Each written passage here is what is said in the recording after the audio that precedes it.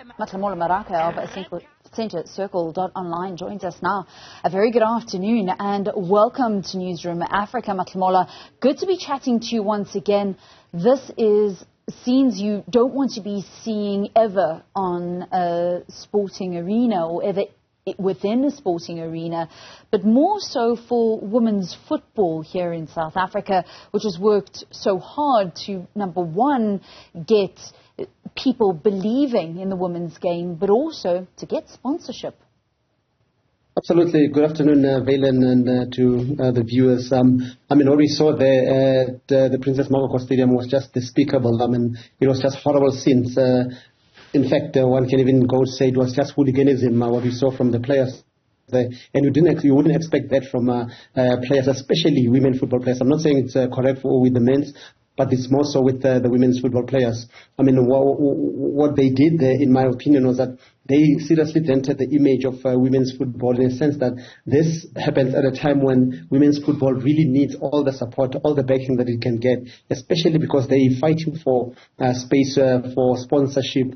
As we know that it's only the Hollywood bets currently with the elite women's league, whereas there's still the SAFA league just below. But on this particular occasion, I think Hollywood Bet is also worried about what they saw there, and they're hoping that this was just a once-off thing. It's not going to happen again.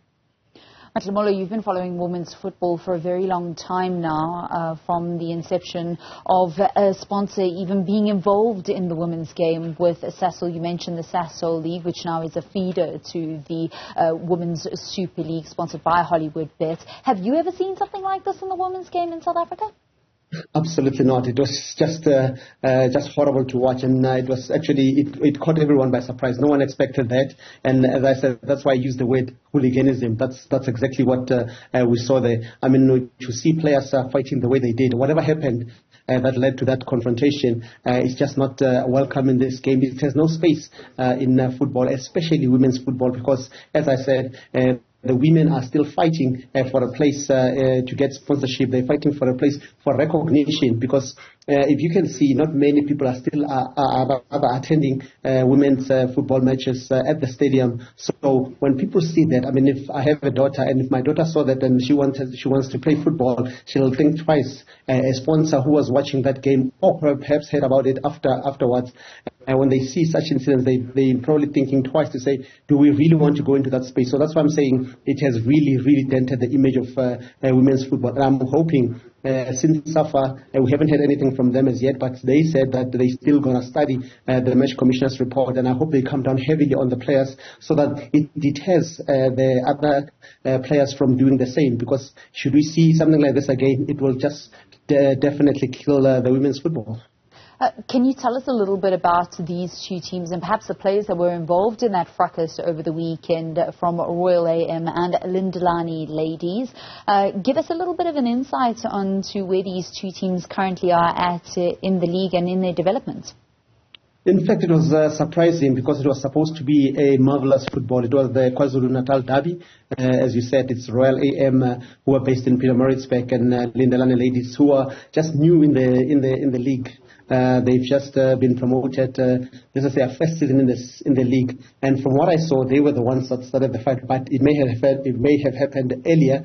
But yeah, these two teams, unfortunately, Lindelani ladies is currently second from bottom of the table. They're really struggling. But then again, they've just been promoted from the SASOL League, so I don't think they expected the intensity of the Hollywood bets to be this big. Whereas when you look at Royal AM, they've been in the game for far too long. Previously, they were known as Bloemfontein Celtic ladies until they were bought by Royal AM, Mamkiz's Royal AM. So for us to see such thing when we expected a beautiful game, which is exactly what happened. In fact, in the 90 minutes, it was only in that moment of madness when things changed. Because earlier, the game that was played there was just a marvelous game. It was just beautiful. I went over the visuals again and watched over and over again, and I realized that actually these are two good teams that were playing football. I know they're struggling in terms of results because, as I said, Lindelani ladies is second from bottom, whereas Royal AM